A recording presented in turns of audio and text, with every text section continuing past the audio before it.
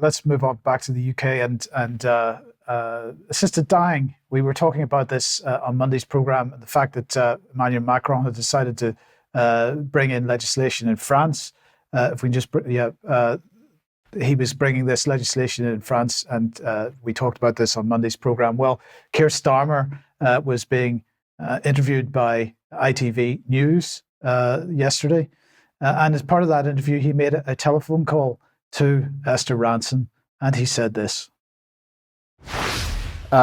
We are going to commit to this. I'm personally committed to it because, as you know, the current law is a complete prohibition, ban on assisted suicide, and then it's left essentially and in reality to the chief prosecutor, so me when I was sitting in that role for 5 years, to decide which cases go forward and which don't. And I tried to get that right in all the cases I saw. But that's not a very good way of doing it. It ought to be for Parliament to decide. I'm personally in favour of changing the law.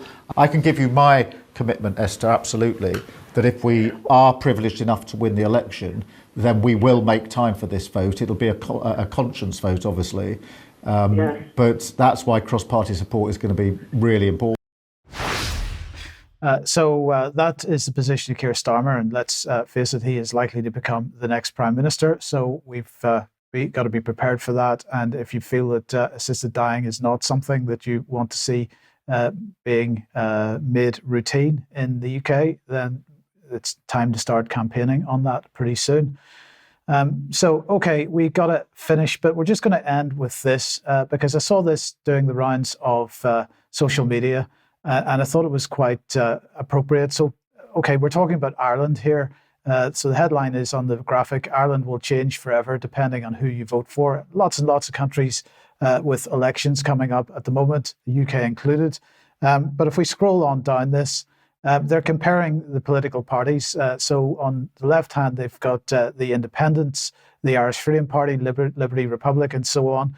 And on the right side, they've got mainstream parties like Sinn Féin, Fianna Fáil, Fine Gael, Green Party, Labour Party, Social Democrats, and so on. And they're looking at the sort of positions of those parties. So the party, the independent candidates and the various other smaller parties being pro-rights, pro-privacy, pro-freedom, pro-cash, pro-culture, neutrality, ownership, sovereignty, freedom of speech, and so on.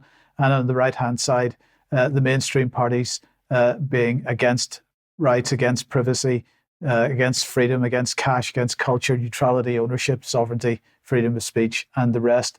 I just thought that was a really interesting comparison. I think it's something that applies equally to the UK, to the many EU countries, if not all EU countries, certainly to the United States.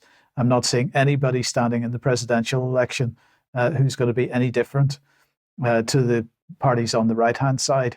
And we might want to consider that whenever we're looking for a candidate to vote for in the coming general election in the UK. It is a good point, well made, I thought.